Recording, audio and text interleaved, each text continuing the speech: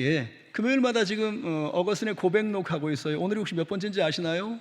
네, 오늘이 12번째입니다. 제가 서론 잠깐 그 여러 이야기를 하고서 시작해서 12번째. 제가 다음 시간까지 할 거예요. 13번 할 것 같아요. 자, 그런데 이제 고백록에 관해서 아마 읽는 분도 계시고 또 읽을 수 없다라고 판단한 분도 많을 거예요. 제가 들어보면 그렇게 말합니다. 너무 어려워서 못 읽겠다. 예, 어려운 건 맞아요. 쉬운 책이라고 생각하지 않습니다. 근데 여러분, 제가 독서법 하나 알려드릴게요. 책을 읽는 방법이라는 게 있습니다. 여러분, 쉬운 책은요, 꼼꼼히 살펴가면서 전후 문맥을 따져보고 깊이 있게 읽어보면 그거 다 이해가 돼요. 어려운 책을 만나면 어떻게 하면 좋냐면, 여러분, 대략 읽으십시오. 대충.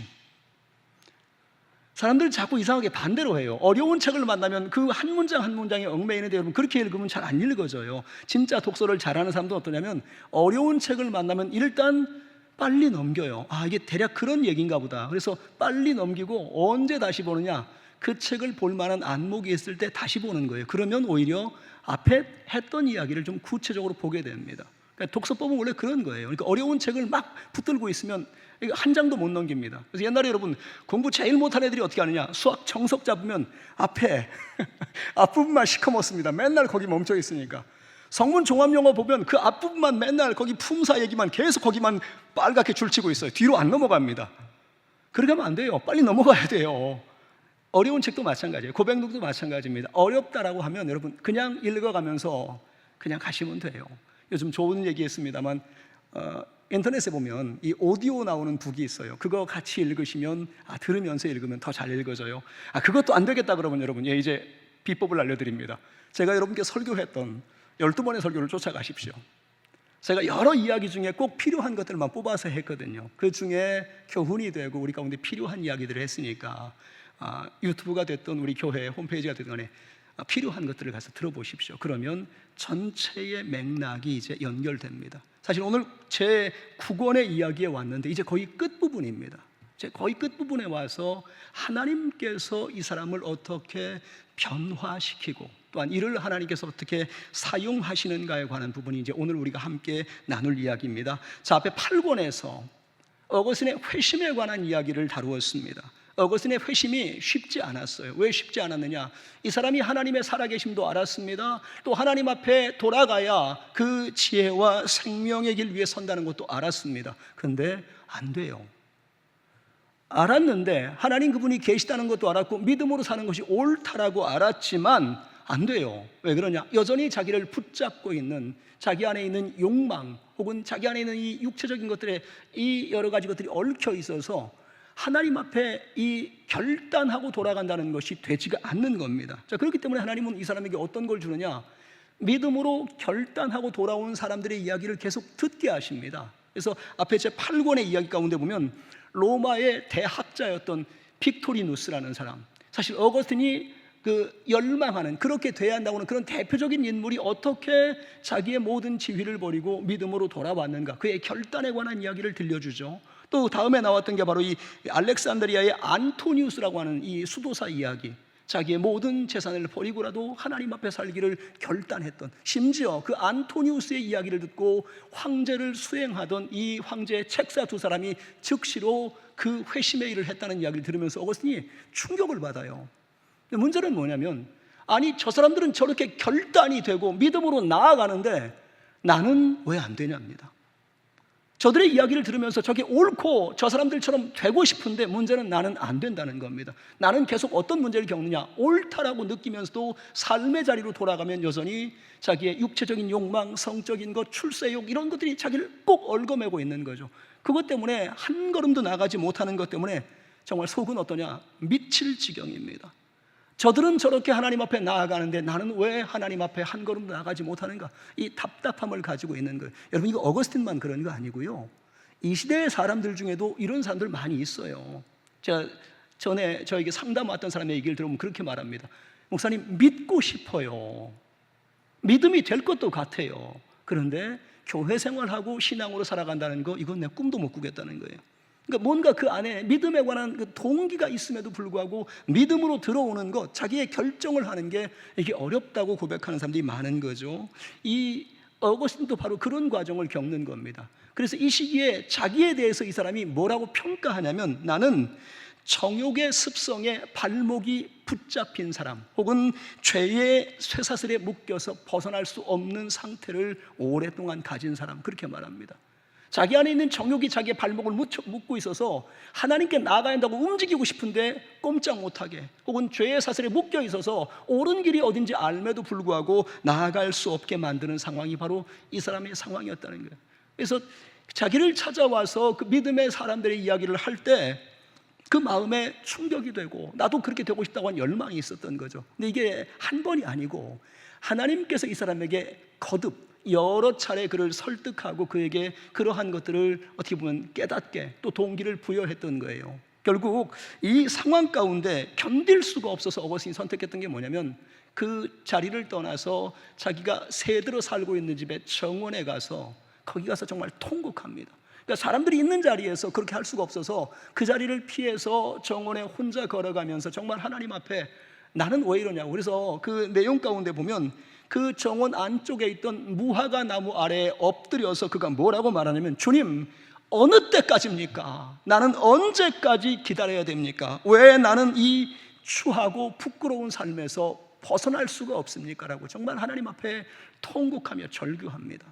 사실 이제 이게 찬 거예요. 어떤 거냐면 앞에 지금 동기 혹은 상황들이 계속 오면서도 못하겠다, 안 된다, 이 거듭거듭했던 상황에서 이 사람이 이제 어떻게 된 거냐면, 하나님, 내 힘으로는 도저히 못하겠습니다. 나는 여기서 차라리 이 목숨이 끝나든 하나님께서 아니면 내 삶을 바꿔주시는 뭔가 그런 일이 있기를 원합니다라고 하나님 앞에 통곡하며 간절히 기도했다는 거죠. 여러분, 이 장면이 중요해요. 여기 이 장면은 어떤 거냐면 나의 의지를 내세우는 게 아닙니다. 역으로 나의 의지로 안 됩니다라고 지금 실토하고 있는 거예요. 그래서 뭘 원하는 거예요? 하나님께서 제발 좀 나의 이 불의하고 악한 삶을 끝내고 하나님께 나아갈 수 있게 열어달라고 지금 호소하고 있는 거예요.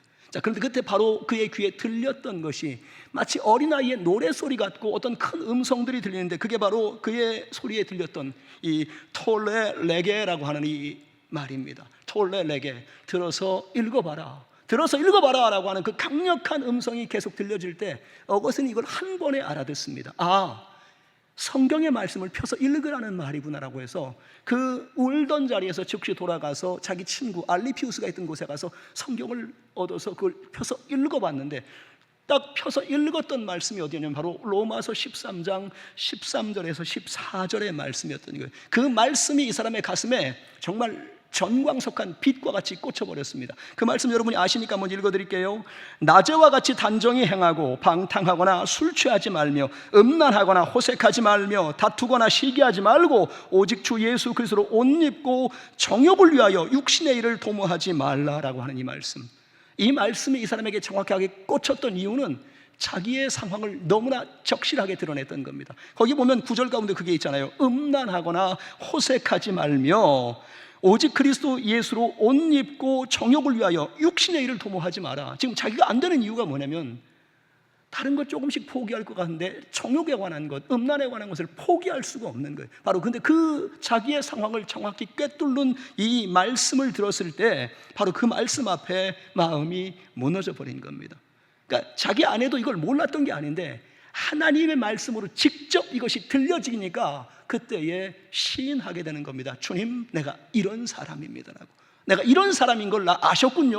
내가 이런 사람임을 나도 이제 또한 확인합니다라고. 그래서 이때 뭐라고 말하냐면 그 말씀을 읽는 순간에 마치 하나의 빗줄기가 내 가슴 속에 쏟아져 들어오는 것처럼, 그래서 그 순간에 마치 내 안에 있던 모든 의심과 어두움의 것들이 일순 다 사라지는 것 같은 그런 환희를 느꼈다는 거예요.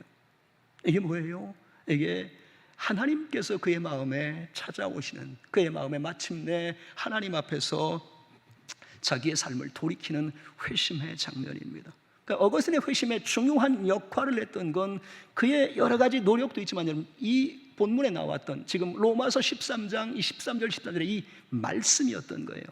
다른 것이 설득했던 게 아니에요. 말씀이 그의 마음에 들어왔을 때, 그 말씀 앞에 자기를 비추었을 때 그 속에 있던 의심, 어두움 혹은 음란과 정욕의 것들이 그대로 드러나면서 아, 하나님께서 나를 이렇게 아시는구나, 보시는구나, 그걸 깨닫는 순간에 마침내 하나님께 나아갈 수 있었던 거죠. 근데 여러분 이제 오늘 이 제 9권에 와서 어거스틴이 자기의 회심의 사건을 이제 고백하는 장면이 앞부분에 나와요. 근데 그 뭐라고 하는지 한번 들어보십시오. 이가 자기의 회심에 관해서 이게 자기의 의지가 아니라 전적인 하나님의 역사였다라고 고백하는 장면이 나옵니다. 왜냐하면 자기의 의지로는 수없이 시도해봤어요. 근데 안 됐어요. 그런데 이날에 이 말씀 앞에 자기가 무너지고 다시 하나님 앞에 이 살아나는 장면의 그 회심의 경험을 통해서 이 사람이 뭐라고 말하냐면 하나님께서 그의 손을 펴서 내게 간섭하셨다라고 말합니다. 자, 그 사람이 했던 고백입니다. 이렇게 말합니다. 주님, 당신은 선하시고 자비로우셔서 당신의 오른손을 내 죽음의 시면에 펴심으로 내 마음의 밑바닥에 있는 깊은 부패의 연못을 마르게 하여 주셨습니다. 그 결과로 나는 내 뜻을 부인하고 당신이 원하는 뜻을 원하게 되었습니다라고 말합니다. 여러분, 이게 무슨 말 같아요? 자기 시면에, 자기 마음 깊은 곳에 부패한 연못처럼 큰 강물이 있어서 자기의 자유의지가 어떻게 되어 있느냐, 거기에 빠져서 헤어나지 못하는 상태였다는 거예요. 즉 내가 분명히 옳은 길을 찾은 것 같고 하나님께 나아가고 싶은데 분명히 성경을 보면 자유의지가 있다고 하는 나의 자유의지는 그 부패의 시면에 빠져서 헤어날 줄 모르는 상태. 그런데 어느 날 오늘 하나님께서 나의 부패의 시면, 그 마음에 있는 그 연못을 메말라버리게 마르게 하는 순간에 마치 자유의지가 튀어나온 것처럼 하나님 말씀에 동의하고 내가 따라왔다는 겁니다. 어떻게 보면 문학적 표현 같아요. 그런데 이게 어떤 거냐면 나의 자유의지는 내 안에 있는 어떤 것들에 묶여서 꼼짝을 못하는데 결국 그것을 바꾸셨던 것은 하나님이셨습니다라고 하는 거예요. 즉 내가 선택하거나 내가 결단했기 때문에가 아니라 하나님 그분께서 나의 삶에 이렇게 구원의 역사를 펼쳤기 때문에 됐다는 겁니다. 바로 여기에 중요한 부분이 있습니다. 즉 우리의 구원과 우리의 신앙의 여정이 나의 의지다라고 하는 생각을 여러분 이거 하시면 안 돼요. 우리가 하나님 앞에 결단하고 하나님 앞에 살기를 수없이 정하는 건 맞습니다, 여러분. 그럼에도 불구하고 우리의 구원과 이 신앙의 여정 가운데 하나님 그분의 주권적인 역사는 항상 있어야 됩니다. 이미 신앙 안에 들어와서 믿음의 여정을 살고 있다고 할지라도 신앙 안에 내가 이만큼 성숙했고 이만큼 경험이 있으니까 나의 의지로 될 거야. 그 착각입니다. 오히려요, 신앙 안에 많은 것을 경험했고 신앙의 여러 가지를 안다고 말하는 사람들도 순식간에 무너질 수 있어요. 아니 우리 기독교 상황 가운데 유명한 교회 목회자 혹은 대단한 신학자들 어느 날 갑자기 잘못된 것들 혹은 잘못된 추문들 이런 것 때문에 무너지는 거 굉장히 많습니다. 그들의 성숙이나 그들의 경험이 그들을 지키지 못해요. 자기 의지로 자기를 지킬 것 같지만 그렇지 않다니까요. 누가 지키셔야 돼요? 하나님 그분이 지키셔야 돼요. 내가 아무리 경험이 많고 대단히 알아도 여전히 하나님 그분이 나를 지키지 않으면 나의 의지로 내가 이 믿음의 여정 혹은 구원의 역사 여러분 이룰 수가 없다는 거예요. 어거스틴이 바로 그걸 알았던 거예요. 그래서 이 사람이 뭐라고 말하느냐, 나의 이 부패한 연못을 마르게 하고 나의 마지막 이 결단을 했던 것은 결국 하나님 그분의 역사라는 거예요. 즉 내가 마치 믿음으로서 결정한 것 같지만 하나님 그분이 그 상황을 바꾸셨고 내 이 시면의 상황을 그분이 그렇게 마르게 하시는 상황처럼 인도하셨기 때문에 나는 그 결단을 하나님 안에서 할 수 있었다라고 말하는 거예요. 그래서 이게 내 의지나 내 어떤 것들이나 이렇게 말하는 것을 여러분 조심하셔야 돼요. 그래서 특별히 구원의 상황이나 믿음의 상황을 말할 때 종종 이상하게 표현하는 나는 내가 하나님 앞에 그때 만나고 내가 결단했어, 맞는 말 같지만 여러분 잘 보셔야 한다니까요. 그 결단의 상황에 정말 자기의 의지로 결단하는 게 맞는지 그렇지가 않아요. 깊이 있게 들여다보면 그 상황을 만들어 가시는 하나님이 분명히 있어야 돼요. 보여야 돼요. 어거스틴이 지금 그걸 보여주는 거예요. 그의 삶에서 수없는 철학적인 회심이다 뭐다 아무리 동원해봤자 그 심적인 하나님 앞에 그 마음이 돌아오는 회심의 상황은 이 사람이 만든 게 아니에요. 결국 하나님 그분이 만드셨다는 거예요.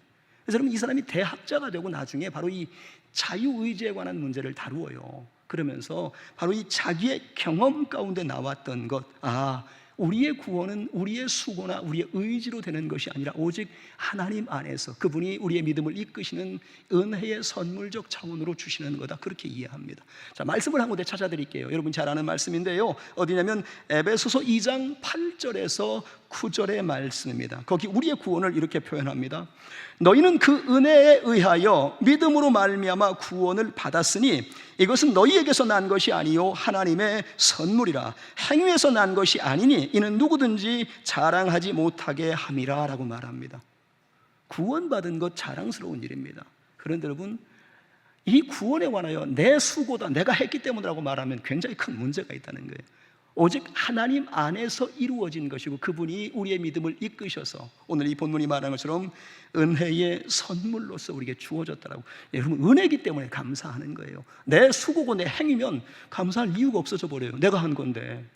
그래서 구원의 상황, 이 믿음의 상황을 하나님의 주권적인 역사와 은혜로 받을 수 있어야 하나님 안에서의 신앙이 지켜져 가는 거예요. 그게 무너지면 자기를 주장할 수 있다는 거죠. 바로 어거스틴은 바로 이 경험을 했다는 겁니다. 그의 삶에서 지금까지 정욕에 끌려왔던, 자기 의지를 아무리 하려고 해도 되지 않았던 상황, 마치 죄의 사슬에 얽매였던 상황에서 그 하나님의 주권적 역사로 말미암아 죄의 사슬에서 벗어지는, 이 죄악 가운데서 벗어나는 이 큰 경험을 했다는 게 바로 그의 회심이라는 거예요. 그러니까 회심은 기쁘고 좋은 일이지만 그게 어떤 거냐라고 묻는다면 근본적으로 하나님 앞에 살고자 하는 자가 여전히 악한 마귀 역사와 자기의 이 죄의 상황에 얽매여 있던 것에서 마침내 벗어났다라고 말하는 거예요. 그래서 어거스틴도 바로 이 경험을 가지고 이 구원의 시작에서 계속하는 말이 있어요. 제가 그 중에 한 부분만 좀 읽어드릴게요.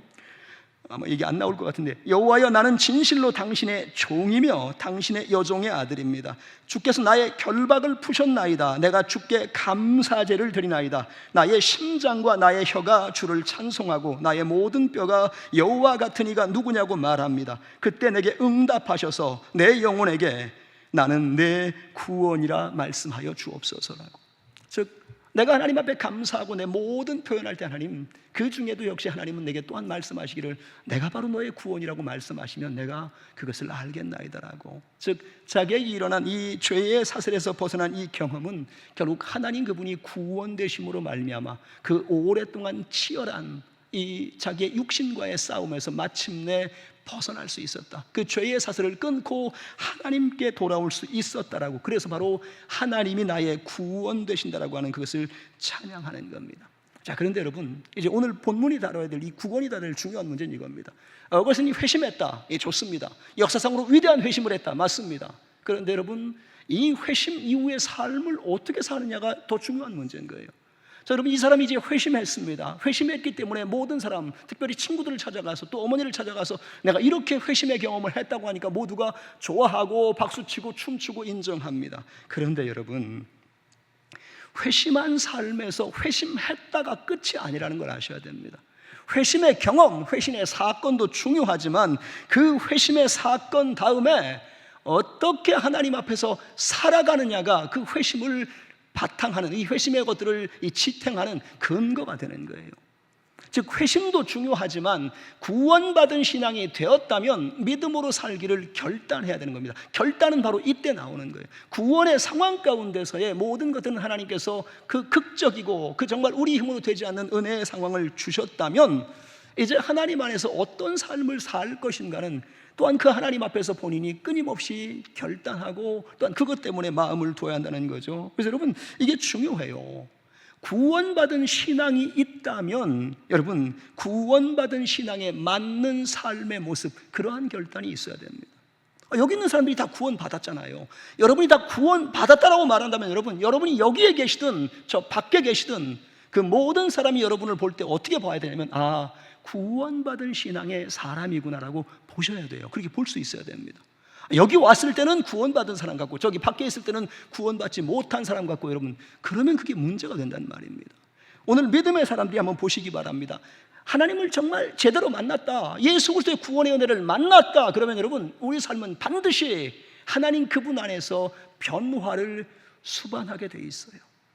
하나님 때문에 우리 삶은 고쳐져야 되고 바뀌어져야 되고 변화의 역사가 일어나요. 아니, 성경은 우리 가운데 그걸 아주 노골적으로 분명하게 얘기합니다. 예수 그리스도를 만난 사람들이 어떻게 변화되었는가를 분명하게 말합니다. 여러분이 잘 아는 사람을 소개할게요. 바로 누구냐면 여리고에서 예수님이 만났던 세리장 삭개오입니다.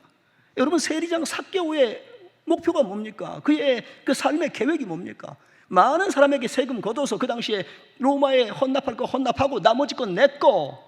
삶의 목표가 돈이고 삶의 목표를 통해서 그것을 채워가는 삶으로 살았던 사람이 바로 삭개오인 거죠. 그 삭개오가 예수님을 만났을 때, 예수 그리스도가 그의 삶 속에 들어갔을 때 삭개오는 그의 삶에서 변화를 고백합니다. 찾아드릴게요. 누가복음 19장 8절입니다. 이 삭개오의 말입니다. 주여 보시옵소서, 내 소유의 절반을 가난한 자들에게 주겠사오며 만일 누구의 것을 속여 빼앗은 일이 있으면 내 갑절이나 갚겠나이다. 예수님을 만나기 전까지 그의 삶의 주인은 누구였느냐? 돈이었습니다. 돈이 그를 이끌고 가고 돈 때문에 살아가는 삶에서 지금 여기 말하는 내 소유의 절반을 나누어서 가난한 자들에게 주겠습니다라고 하는 말의 의미는 뭐냐면 더 이상 돈이 나의 주인이 아닙니다예요. 이 돈을 포기할지라도 나는 주님 만난 사람으로 살겠다는 겁니다. 그렇기 때문에 또한 무엇을 하겠다고 하느냐? 내가 누구의 것을 속여서 빼앗은 일이 있다면 내 갑절로 갚아서 그의 용서를 이끌어내겠다는 겁니다. 예수 그리스도 안에 들어왔기 때문에 이제 예수님이 나의 주인 되었고 그 예수님 안에 살아가는 삶은 더 이상 이전의 삶처럼 돈이 주인 되거나 혹은 남을 속여서 빼앗는 삶이 아니라는 겁니다. 그래서 삭개오는 분명하게 여기서 예수 그리스도를 만났을 때 변화가 일어나죠. 그의 삶이 달라져 버립니다. 그랬더니 예수님이 그에게 뭐라고 말합니까? 우리 누가복음 19장 9절 말씀인데요, 제가 읽어드릴게요.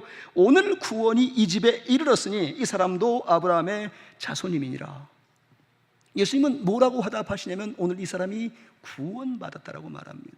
이전까지 세리라고 아브라함의 후손이 아니라고 매국노 취급받던 사람이 예수님의 평가는 뭐냐? 오늘 이 사람은 구원받았고 이는 아브라함의 자손이 맞다라고 인정해 주시죠. 아니, 주님이 인정하는 것보다 더 큰 게 어디 있어요? 주님이 인정한 건데.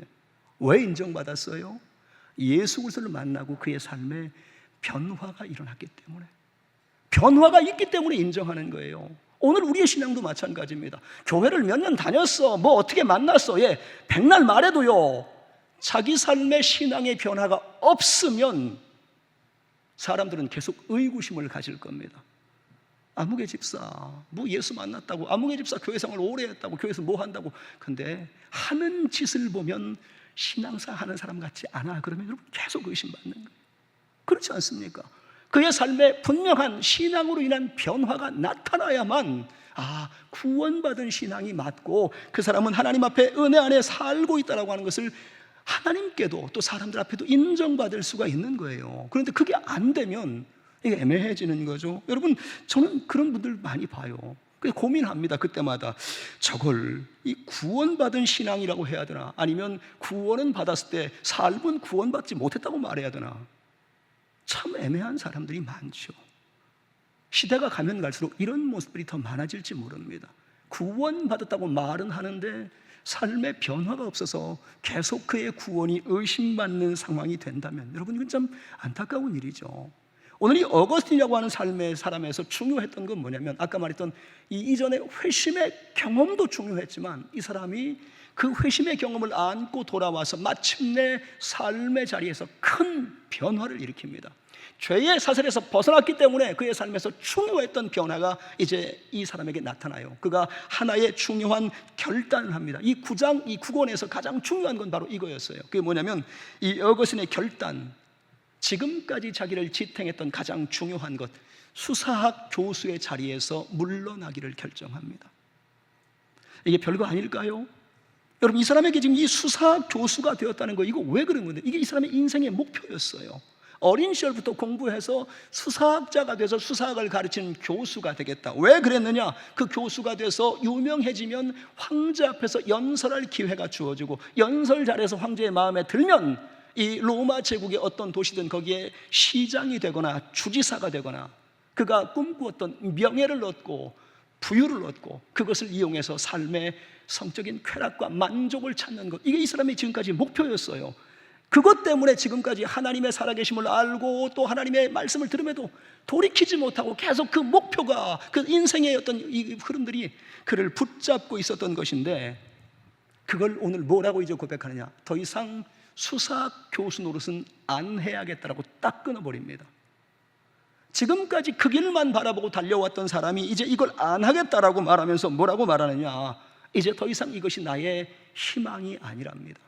자, 왜 이렇게 됐을까요? 여지껏 지금 이것을 쫓아오면서 이 목표를 위해서 달려왔던 자기의 삶의 부분이 있었는데, 이거 놓칠까봐, 이거 빼앗길까봐 두려워서 전전긍긍하며 살아왔던 삶에서 지금 오늘 이 삶은 더 이상 나의 희망이 아니라 이것을 버림으로써 나는 예수 그리스도 안에서 새로운 소망을 찾기로 결정했다는 거예요. 즉, 세상 안에서의 희망이 아니라 이제 내가 만난 예수 그리스도, 나를 회심하게, 나를 하나님 안에 살게 한 그분 안에서의 소망으로 살아갈 것을 결정했다라는 그 결단하에서 뭘 하는 거냐면, 자기 삶의 완벽한 변화를 위해서는, 정말 이 길에서 돌이키기 위해서는 제일 먼저 그만둘 게 뭐냐면 바로 수사학 교수로서 이 세상에 지금 여러 가지 욕망을 추구하는 이 자리부터 벗어나야겠다라고. 여러분, 이 자리가 굉장히 중요한 자리. 이게 그냥 무슨 뭐 학원 강사가 아니에요. 여기 밀라노에 와서 이 수사학 교수 자리를 맡았던 것은 황실에서의 추천이었어요. 그리고 이 당시에 이 어거스틴의 상황이 어떠냐? 황제 앞에 연설할 기회가 주어졌다고 통보받았어요. 곧 나가서 연설할 기회가 있어요. 그리고 이 사람에게 지금 여전히 그 어머니도 이 사람도 그렇고 계속 지금 가지고 있는 게 뭐예요? 이 동거했던 여인을 보내면서까지도 명문 가문의 10살 이상의 그 어린아이와 그 정혼 관계로서 삶을 지금 어떻게 만들겠다고 하는 그 수많은 계획, 그 프로젝트가 다 있는 상태인데, 수사학 교수 노릇을 포기하면 다 무너져 버립니다. 그런데 그걸 포기하기로 결정했다는 거예요. 왜냐하면 그것 때문에 그것 하면서는 하나님의 일로서 자기가 나아갈 수 없다라고 분명히 아는 거예요. 그거 가지려고, 그거 움켜쥐는 상황에서는 명예, 부유, 자기의 육체의 욕망 포기할 수 없다는 걸 너무나 절실하게 알기 때문에 오늘 이 수사 교수 자리에서 물러나기로, 그만두기로 결정했다고 말합니다. 그래서 이 사람이 이 책에서 이제 지금까지 자기의 선망이고 자기 어떤 모든 걸 투영했던 그 수사학 그 학문의 장, 혹은 그 자리를 뭐라고 표현하냐면, 언변을 팔아먹는 시장, 진실이 아닌 단지 법정 싸움에 이기는 법을 가르치는 어리석은 행위. 지금까지 추구했던 그 학문의 장이 이게 자기의 언변을 팔아서 이 사람들을 현혹하는 그 수단의 장이었고, 이들에게 진리를 가르친 게 아니라 법정 싸움에서 어떻게 꼬투리 잡고 어떻게 이길 것이냐는 그 기술을 가르쳤던 그 사람이 바로 나였다라고 인정하는 겁니다. 이제 그렇기 때문에 나는 여기에다 소망을 갖지 않겠다라고 이번 학기를 끝으로 나는 조용히 물러나겠다라고 마음을 정했다는 겁니다. 여러분, 이걸 결정하고 나니까 먹고 살기 어려워졌겠죠? 너무 힘들어졌겠죠? 아니요. 오히려 이 사람의 마음에 큰 평안이 찾아옵니다. 지금까지 어땠냐면, 이 자리도 지켜야겠고, 이 자리에서 지금 그 황제 앞에 설 때 어떻게 잘할까, 이게 너무나 지금 그의 마음에 과중한 부분이었고, 그러면서도 마음 한켠에 신앙으로 살아야 되는데 하나님이 살아계신다라고 하는 그것을 가지 못하는 것 때문에 전전긍긍하는 그 갈등과 고통의 시간을 그렇게 있다가 이 수사 교수라고 하는 이 근본적인 문제의 상황을 포기하고 나니까 마음에 이루 말할 수 없는 큰 평안이 찾아왔고, 오히려 자기 육신이 얼마나 쇠약해졌는가, 심적으로 얼마나 고통스러워졌는가를 깨달았다는 거예요. 그래서 이때 뭘 하느냐면, 그 밀라노라고 하는 복잡한 삶의 자리를 피하려고 휴양을 갑니다. 어디로 가냐면 이 카시키아쿰이라고 하는 이 밀라노 이 북동쪽에 있는 작은 농촌 마을, 포도 농사하는 곳인데, 그 카시키아쿰으로 휴식을 떠나요. 혼자 가지 않습니다. 어머니, 아들, 친구들, 그래서 이때 한 9사람이 같이 가서 그곳에서 휴식을 취하며 함께 대화하고 신앙의 일들을 논하는데, 사실 어거스틴이 이때 몸도 안 좋았다고 해요. 아까 말했던 그 자기의 현재의 상황을 지키려고, 혹은 그 심적인 갈등 때문에 너무 힘들었던 상황, 그 상황 가운데 있을 때 한 친구가 이 별장을 그에게 내어주면서 쉬라고 그렇게 했다는 거예요. 그래서 거기에 가서 이 쉼을 얻습니다. 근데 여러분, 쉼을 얻으면서 어거스틴이 뭐라고 말하냐면, 이 시기부터 하나님과의 대화가 참 편안해졌다, 그렇게 말합니다.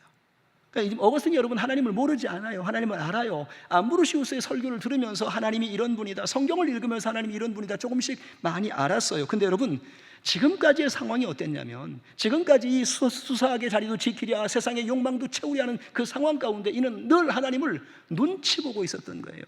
내가 이렇게 하면 하나님이 나를 치지 않을까? 내가 이렇게 하면 하나님이 나를 미워하지 않을까? 그러니 여러분, 하나님과 이 사람 사이가 친밀했겠습니까?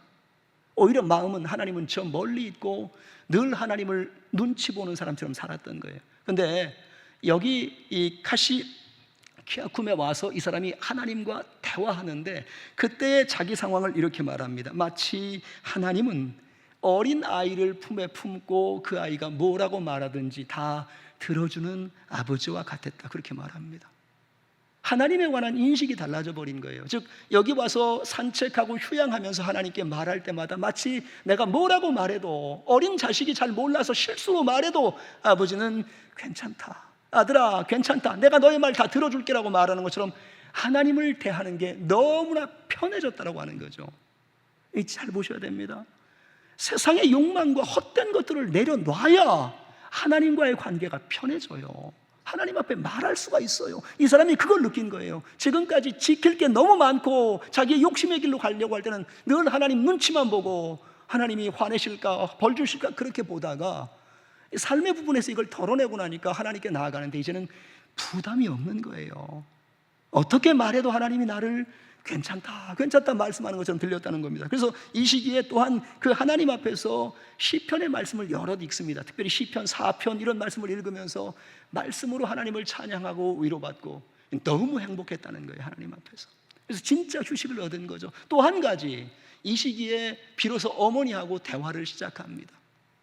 지금까지 어땠냐면 사실은 어거스틴은 자기 나름대로 이 대학을 나오고 수사학 교수가 됐다고 머리가 엄청 커져가지고 자기 어머니는 전혀 초등교육도 받지 못한 사람이라고, 대화가 안 통해라고 느꼈던 거예요.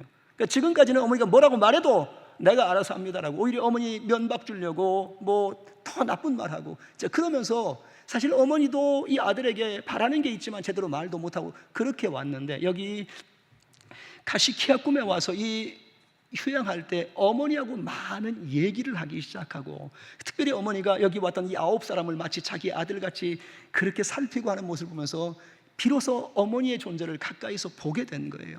그리고 그 어머니와 얘기하는데, 어머니가 언변이 뛰어나거나 혹은 지식이 많은 건 아니지만 어머니의 삶의 시간에 걸어왔던, 어떻게 신앙생활했으며 어떤 것들을 실수했으며 그 남편과의 관계를 어떻게 지켜갔으며 그 어머니의 그 삶의 이야기를 차례로 들으면서 마침내 어거스틴의 마음이 내 어머니가 이런 분이셨구나라고 어머니를 이해하기 시작합니다. 그리고 또 한 가지, 여러분, 이 시기에 아마 이 어거스틴과 그의 어머니 모니카는 아들의 장래에 관한 이야기를 했던 것 같아요.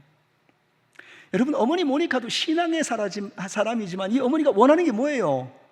자기 아들이 세상에서 출세하고 성공하는 겁니다. 이 어머니도 욕심 많아요. 이 어머니도 어떠냐? 지금 17년을 동거했던 이 여자를 쫓아내면서까지 아들내미를 명문가에 연결하겠다고 혼인주선하고 있는 그런, 자기 아들의 이 삶에 혹은 성공에 걸림돌 될까 봐 이런 모습에 했던 그 어머니예요. 그런데 여기 이 휴식의 시간에서 어머니와 대화하면서 마침내 어머니가 더 이상 아들에게 세상에서의 성공과 출세에 관한 이야기를 이제 안 해버립니다. 뚝 끊어져 버려요. 왜 그랬을까요? 이 어머니의 삶에서 그것도 중요하다고 느꼈던 것보다 더 중요한 걸 본 겁니다. 이 아들이 하나님께 돌아와서 하나님 안에서 미래를 계획하는 것을 보면서, 즉 수사학 교수를 그만두고 하나님 안에서의 삶을 살고 싶다라고 말하는 이 말에 어머니가 마침내 마음을 열고 자식에게 동의하기 시작한 겁니다. 사실 모니카는 어떻게 보면 믿음의 어머니면서도 불구하고 세상의 것들을 품고 있는 사람이에요. 저는 이 모니카의 모습을 오늘날 우리에게서 수없이 봅니다. 이 교회 안에 있는 우리 많은 어머니들이 자기 자식을 위해서 기도하면서 분명히 뭐라고 기도하냐면 믿음의 사람 되게 해달라고, 하나님 안에 살게 해달라고 기도해놓고 그 다음은 뭐라고 해요? 세상에서 잘 되게 해주시고 좋은 대학 가게 해주시고 직장 만나고 결혼하고. 이중적이죠. 아닙니까? 우리는 은연중에 그렇게 해요. 여기에는 사실 뭐가 필요하냐면, 기본적으로 하나님 안에서의 믿음의 사람으로서 세상의 것들을 적절하게 얻을 수 있게, 하나님 안에 얻을 수 있게 이렇게 기도하셔야 되거든요. 근데 밑도 끝도 없이 세상에서 높아지고 잘되고 이래버리면 결국 그건 믿음을 포기할 수 있다는 전제가 나오는 거예요. 그러니까 모니카도 사실은 자기 아들을 믿음으로 살기를 바라면서도 또한 한편으로는 세상에서 성공하기를 바랬던 그 마음에, 이게 이중적인 마음이 충돌하고 있었던 건데, 여기 카시키아꿈에 와서 아들과 대화하고 하는 상황에서 어느 순간에 이 어머니 마음에서도 이 세상의 욕망이 사라져 버려요. 더 이상 아들에게 뭐 누구하고 약혼하는 거 이 얘기 일치 안 해버립니다. 이때부터는 아들의 이 하나님 안에서의 삶을 믿어주고 또 지지해주기 시작합니다. 그래서 아까 말한 것처럼 하나님과의 관계가 회복됐어요. 어머니와의 관계가 또한 회복되면서 이때에 이 어거스틴의 마음에 정말 이전에 만나지 못했던 큰 평안과 기쁨을 만나게 됩니다. 또한 여기 여기에서 이 휴양소에서 그가 또 한 번 경험했던 것 중에 하나는 이 카시키아쿰에서 치통을, 이가 아픈 걸 굉장히 겪어요. 근데 여러분, 지금이야 뭐 치과가 있으니까 가서 치료하면 되는데 이 당시는 어떻게 했을까요? 이 당시는 참아야 됩니다. 안 아플 때까지 꼭 참아야 됩니다. 아니면 이를 뽑든지. 근데 이때에 이 아픔으로 고통하다가 뭘 요청하냐면 친구들한테 나를 위해서 기도해 줘라고. 근데 이 모든 친구들이 다 매여가지고 이 사람의 치통 아프지 않게 해달라고 하나님께 간절히 기도했는데 진짜로 역사가 일어납니다. 안 아파져요. 그걸 경험하고 나서 이 사람이 더 크게 이제 하나님에 관하여서 생각하게 됩니다. 아, 하나님은 우리의 이 세밀한 부분까지 아시는 하나님이구나. 그래서 하나님 앞에 명백해야 된다고 하는 거예요. 그래서 이때에 이가 뭘 결정하냐면, 내가 다시 이전의 죄의 상황으로 돌아가지 않으려면 지금까지 미루어왔던 침례교 목사가 이렇게 말씀드립니다만 세례를 받아야겠다, 이렇게 생각해요. 세례 받는 거, 이 당시 이제 이 가톨릭이라고 하는 체제에서 세례 의식. 근데 이때 가톨릭 체제의 이 세례 의식에 대해서 다양한 해석이 있습니다. 어떤 분들은 그렇게도 말합니다. 이때 세례라고 불렀던 것에서 사실은 그래도 대부분의 어떤 아프리카의 어떤 지역들에서는 물에 침수하는 침례로서 형태를 가졌다라고 하는 말도 있고, 사실 뭐 안 봤으니까 역사적 유래가 좀 다양하기 때문에 모르지만, 어쨌든 이때에 어거스틴이 바로 이 카시키아쿰에서의 휴식기를 마치고 돌아가서 세례 받기를 결정합니다. 이 얘기는 어떤 거냐면, 이제 나의 신앙의 고백을 여러 공동체, 회중들 앞에서 내가 함으로써 함께 내가 신앙의 사람 되었다라고 인정받기를 원한다는 거예요. 그래서 그 세례의식에 참여하려고 연락을 줘요. 돌아가겠다고, 돌아가서 내가 하겠다고. 그래서 이 교회에 돌아와서 암브로시우스 목사에게 이 세례를 요청합니다. 그래서 이 어거스틴, 또 그의 아들, 또 그의 친구였던 이 세 사람, 이 알피키우스, 이 사람들이 같이 이 세례의식에 참여해요. 근데 이때가 언제냐면 바로 어거스틴 나이 33살이 되었던 AD 387년 4월 24일에서 25일 그 밤 사이에, 밤에 받았답니다. 근데 이 4월 25일이 어떤 날이냐? 부활절입니다. 그러니까 부활절로 넘어가는 그 밤에 그 친구였던 알리피우스와 또 아들이었던 아데오다투스하고 같이 이 의식에 참여하면서 마침내 하나님 안에 살겠다고 회중 앞에서 고백했던 거예요.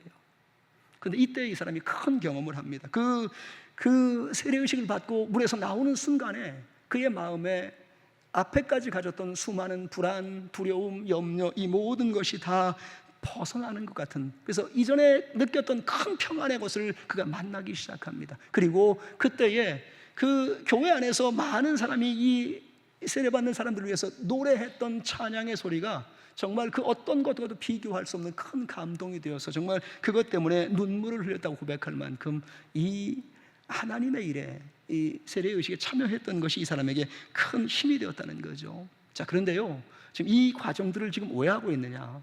왜 수사학 교수를 그만두고 또 휴식을 가지면서 상황을 정리하고 또 이렇게 교회 안에 이 의식을 갖고 세례에 참여한 이유가 뭐냐? 이 사람이 지난날의 자기의 삶과 단절하고 새로운 삶의 자리로 나아가기로 결정했던 거예요.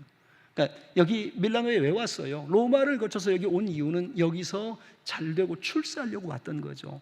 근데 이제 그 소망이 사라져버린 겁니다. 그래서 이때에 이 사람이 결정했던 건 뭐냐면, 이제 밀라노를 떠나서 고향 타가스테로 돌아가자. 근데 왜 돌아가느냐? 이때 그의 마음의 결정이 뭐냐면, 하나님의 일에 참여하는 사람이 되자라고. 그래서 이때 이미 마음 가운데 내가 복음을 전하는 혹은 말씀을 맡은 사람이 되야겠다라고 하는 결심을 하게 됩니다. 어쩌면 수사학 교수를 그만두겠다고 했던 그 순간부터 아마 이게 이 사람 마음에 있었을 것 같아요. 이거 그만두면 뭘 해야 되는가? 고향에 돌아가서 그들에게 말씀을 전하고 가르치는 사람으로 하나님 안에서의 새로운 길을 찾아야겠다라고 결정했다는 겁니다. 즉 여러분, 지금 어거스틴의 변화를 보셔야 됩니다. 이전까지 세상의 욕망과 이 도시에서 무엇가 되겠다고 하는 그것이 그를 지배했다면, 인격적으로 예수 그리스도를 만나는 상황 속에서 이 사람의 변화는 뭐냐면, 이제 내 이전까지의 삶은 더 이상 내게 중요하지 않고 하나님 안에 새로운 삶의 자리로 나아가겠다고 하는 이 분명한 이 결단과 실행이 있다는 겁니다. 그리고 사실은 아까 그 가시키아콤에서 어머니와 대화하면서 아마 이런 얘기가 논의가 된 거예요. 그렇기 때문에 여기 교회에 와서 이 의식을 거치고 나서 결국은 북아프리카 고향 타가스로 돌아가서 복음 전도자의 삶을 살자라고 결정하고 나아갔던 겁니다. 그러니 그의 어머니도 동의하고 너무 이것에 관해서 좋았던 거죠. 자, 그런데 이제 북아프리카로 돌아가려고 밀라노에서 이 배를 타는 곳까지 갔는데, 배를 타는 곳이 어디냐면 오스티아라고 하는 항구였어요. 이 오스티아 항구까지 가서 오스티아에서 이제 북아프리카라고 하는 배를 타야 되는데, 이때가 언제냐면 아까 이 스사학 교수를 그만둔 그 해에 이제 그 387년의 여름이었던 거예요. 그 여름에 이제 가서 그 오스티아에서 배를 기다리는데 문제가 생깁니다. 로마의 이 당시에, 이때가 벌써 이제 4세기, 역사를 좀 아시는 분은 4세기 로마 제국 안에 수많은 반란들이 일어납니다. 이때 이제 왕권도 약해지고 이때의 로마 제국이 이 쇠하여가는 기점이었기 때문에 이 반란으로 인해서 여기 오스티아의 항구에서 배가 못 가요. 이 항구 지역이 다 봉쇄돼 버린 거예요. 결국은 못 가고 이 일이 언제 풀릴지 몰라서 여기 오스티아의 항구에 머물러서 누군가 주선해줬던 집에 머물러서 여기서 기다리게 됩니다. 그래서 오스티아에 머물렀던 시간 속에서 이 사람이 했던 것 중에 가장 많은 게, 앞에 어머니와 대화가 통한다는 걸 보았기 때문에 여기 오스티아에 머무르는 시간 동안에 어머니와 함께 많은 대화를 합니다. 그리고 어머니와 대화하면서 주로 이제 그의 어떻게 보면 이 대화의 이야기가 더 깊어지기 시작해요. 앞에는 우리 어머니의 신앙의 얘기, 뭐 여러 가지 경험들 이런 걸 얘기했다면, 이 오스티아에서 어머니와 뭔 얘기를 했냐면 다가오는 하나님의 나라와 그 안에 살게 되는 영생의 은혜가 무엇일까, 이런 이제 심도 있는 어떤 것들을 얘기했다는 거예요. 근데 이때 참 신비한 체험을 합니다. 이때 어머니와 저 하나님의 나라가 어떻게 될 것인가, 우리가 어떻게 그 하나님의 나라에 참여하게 될 것인가, 이 구원과 이 종말에 관한 이야기를 한참 하던 중에 그 행복함 가운데 하나의 영적 체험을 합니다. 마치 그 대화 중에 자신과 자신의 어머니가 거기에 있는 것처럼 느꼈다라고, 하나님께서 우리를 마치 인도하신 것처럼 그렇게 느꼈다라고 하는 어떤 그런 경험들을 합니다. 어쩌면 그 어떤 신비하냐의 문제가 아니라 자기 어머니와 그러한 신앙의 여정 가운데 꿈꾸고 기대하는 게 너무 행복했던 거예요. 그 행복함 가운데서 마치 어머니와 진짜 여기 천국에 와 있는 것처럼 그런 그 감정을 느꼈다는 거죠. 자, 바로 이렇게 어머니와 함께 했던 이 오스티아에서 배를 기다리는 시간 동안에 여러 이야기들을 합니다. 이 책에 보면 창가에서의 대화라고 할 만큼 늘 창밖을 바라보며 어머니와 서서 우리가 가는 하나님의 나라는 어디일까요? 어떻게 신앙을 살아야 될까? 이런 얘기를 하는 게 너무 행복했다는 거예요. 근데 문제는 이 어머니 모니카가 여기서 열병에 걸려서 쓰러집니다. 이 남의 집에 와서 이제 오래 있는 동안에 결국은 몸이 약해져서 열병에 걸려서 이 배를 기다리는 중에 쓰러졌는데, 사실은 어거스틴이 이때 이런 얘기를 합니다. 어머니가 이미 자기의 죽음을 직감한 것이 아닐까. 왜냐하면 어머니가 어느 순간부터 뭐라고 말하냐면 이렇게 말하는 거예요. 아들아, 나는 더 이상 이 세상에서 기대하는 것이 없다. 이 세상에서는 내가 얻을 것이 하나도 없다. 왜냐하면 내가 바라던 모든 것이 다 이루어졌기 때문에 나는 이 세상에 남아있을 이유가 없는 것 같다, 그러더라는 거예요. 그러니까 이미 어머니의 마음이 나는 이 땅에서의 나의 소원은 다 이룬 것 같아. 여러분, 이 어머니의 소원이 뭐였어요? 그 아들입니다. 분명 이 어머니가 세상에서의 것도 가졌지만 결국은 이 아들과 하면서 이 어머니의 소원은 하나로 규결되는 겁니다. 이 아들이 하나님께 돌아오는 것. 근데 지금 이 아들이 하나님께 돌아왔을 뿐 아니라 하나님의 일을 위해서 출발하고 있는 모습을 보았기 때문에 이미 이 어머니의 마음은 나는 더 이상 이 땅에 바랄 것이 없다라고 하는 이 마음으로써 자기가 이 땅에 살았던 그 모든 시간이 얼마나 행복했는가, 나는 하나님 안에서 가장 복된 삶을 살았다고 감사하면서 자기의 죽음을 준비하더라는 거죠. 이제 그러던 마을 가운데 어머니가 쓰러졌고 그 어머니 옆에 있는데 이제 어머니는 분명하게 신앙으로 그렇게 말하는 거죠. 이 마지막 유언의 말이 이거였습니다. 이 몸을 아무데나 묻어라. 시신을 묻는 일로 신경 쓰지 마라. 다만 부탁하는 것은 너희가 어디 있든지 주님의 제단에서 나를 기억해달라 하는 말이었어요. 사실 여러분, 이 모니카가 이전까지의 자기들의 자식들을 향한 말이 뭐였냐면, 야, 나는 반드시 너희 아버지 옆에 묻어라. 고향 땅에 묻히는 게 나는 소원이다, 그랬다는 거예요. 근데 이때는 어머니가 뭐라고 말하냐면, 내가 어디에서 죽든지 부활하신 주님이 나를 찾지 못할 까닭이 없다, 그렇게 말했다는 거예요. 그렇기 때문에 나 죽은 거 어디 묻을까 고민하지 말고 아무데나 묻고, 다만 너희가 하나님 앞에 있는 그 제단 앞에서 나를 기억하라고 하는 이 말을 했다는 거죠. 여러분, 교회 하나님의 제단 앞에서 어머니를 기억하려면 여러분 두 가지가 전제가 되어야 됩니다. 첫째, 신앙을 지켜야 됩니다.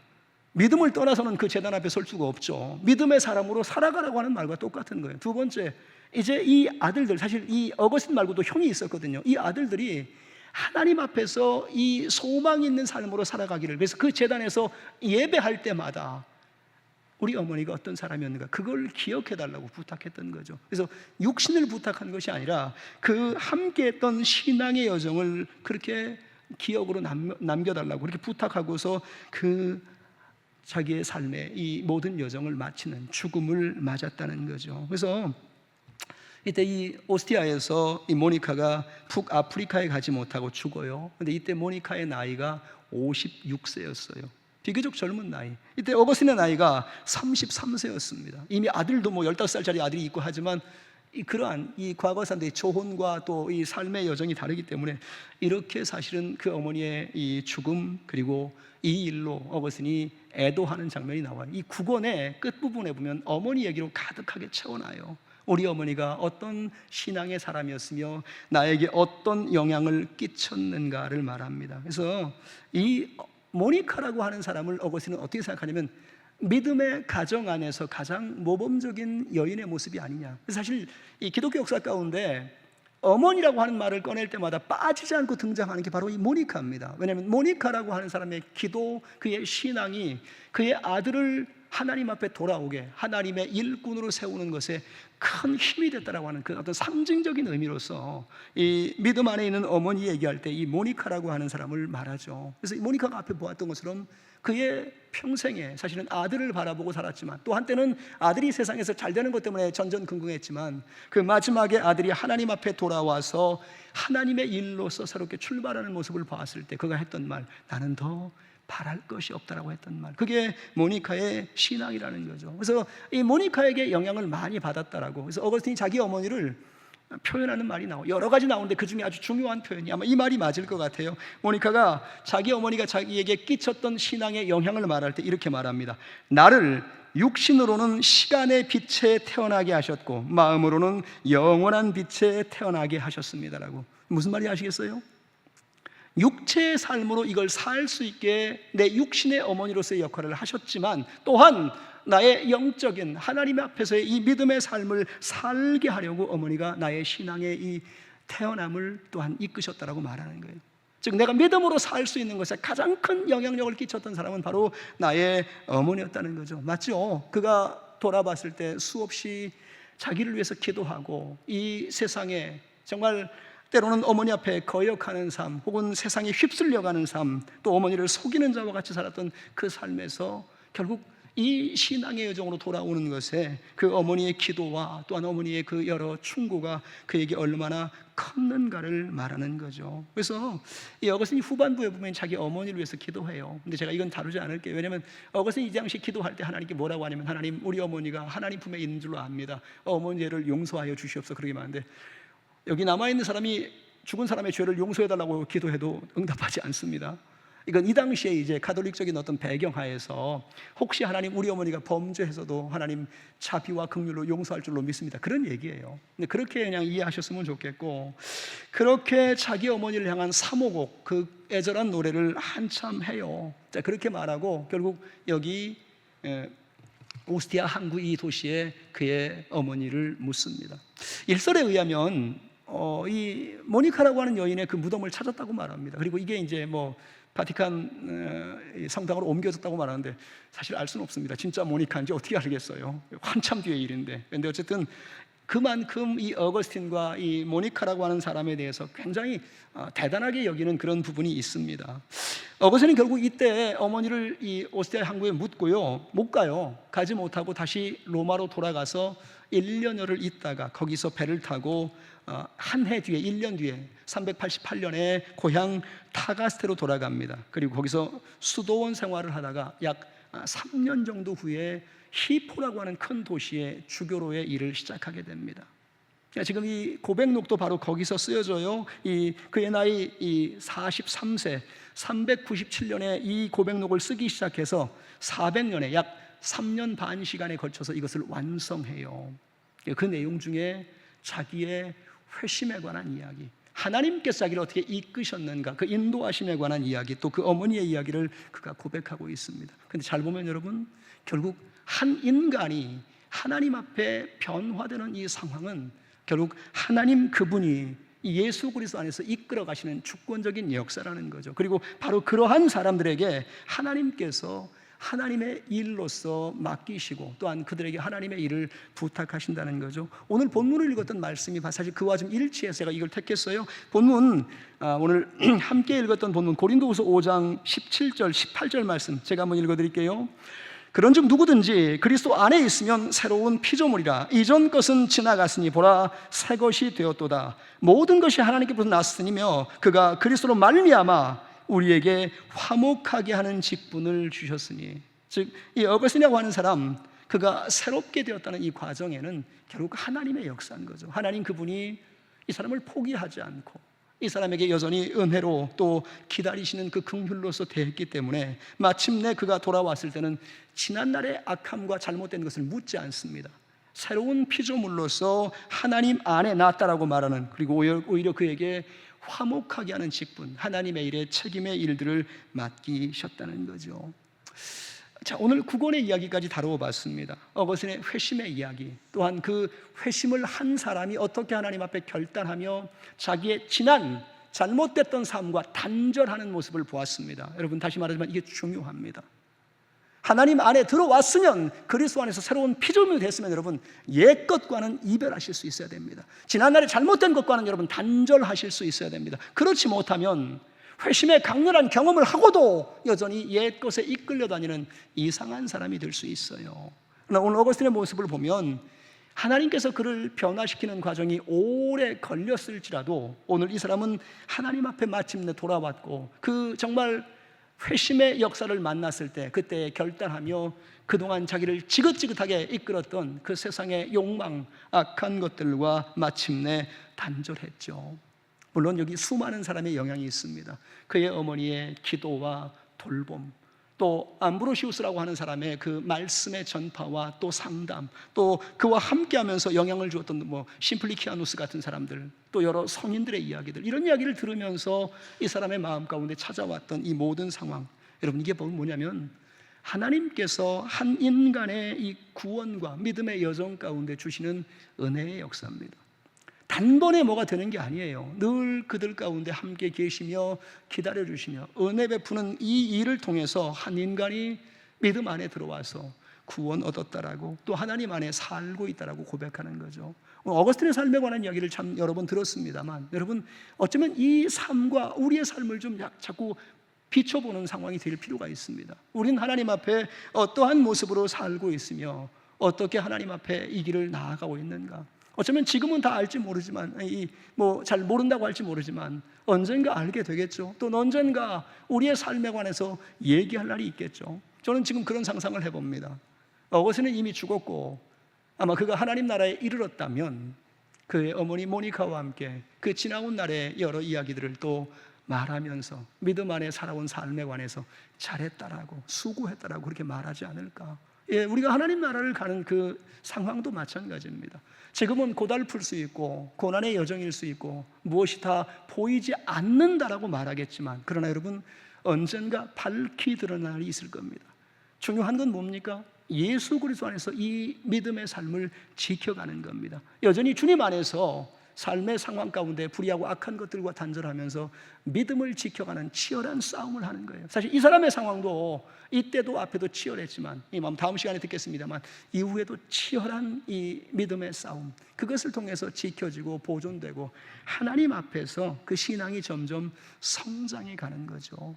오늘 우리도 마찬가지가 아닐까요? 믿음으로 살아가는 이 상황, 때로는 어렵겠지만 여러분 이 길 끝에는 결국 하나님의 나라가 우리 가운데 기다리고 있습니다. 그렇기에 여전히 믿음 안에 살아가는 것, 여전히 하나님 안에서 복된 삶으로 나아가는 것이 얼마나 중요한지, 오늘 여러분 안에 하나님의 나라를 꿈꾸며 날마다 믿음 안에서 정말 주와 함께 동행하는 것을 기뻐하시는 그러한 삶이 되기를 간절히 축원드립니다.